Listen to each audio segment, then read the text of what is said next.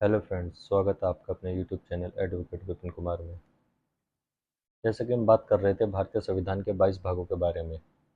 पिछली वीडियो में हमने देखा था भाग 10 और अब हम बात करेंगे भाग 11 के बारे में। संघ और राज्यों के बीच संबंध, जो आर्टिकल 245 से लेकर 263 तक इसको बताते हैं, जैसे विधायी, कार्यकारी और प्रशासनिक संबंध।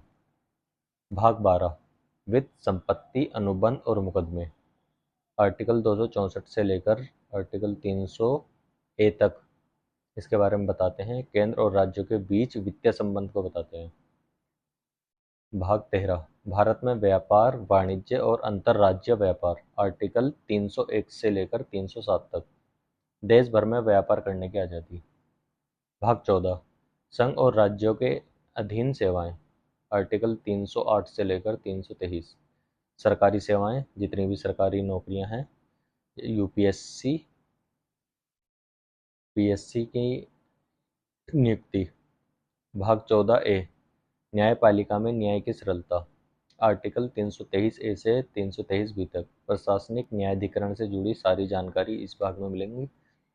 भाग 15 चुनाव से संबंधित है, आर्टिकल 324 से लेकर 329 ए तक चुनाव के बारे में बताता है। चुनाव आयोग की नियुक्तियां, उनके कार्य और चुनाव प्रक्रिया। भाग 16 कुछ वर्गों के लिए विशेष प्रावधान दिए गए हैं, जो आर्टिकल 330 से 342 में बताए गए हैं, जैसे अनुसूचित जाति, अनुसूचित जनजाति, पिछड़ा वर्ग के लिए आरक्षण। भाग 17 ये राजभाषा को बताता है, जो आर्टिकल 343 से लेकर 351 में इसके बारे में बताया गया है। इसमें हिंदी को राजभाषा घोषित किया गया है।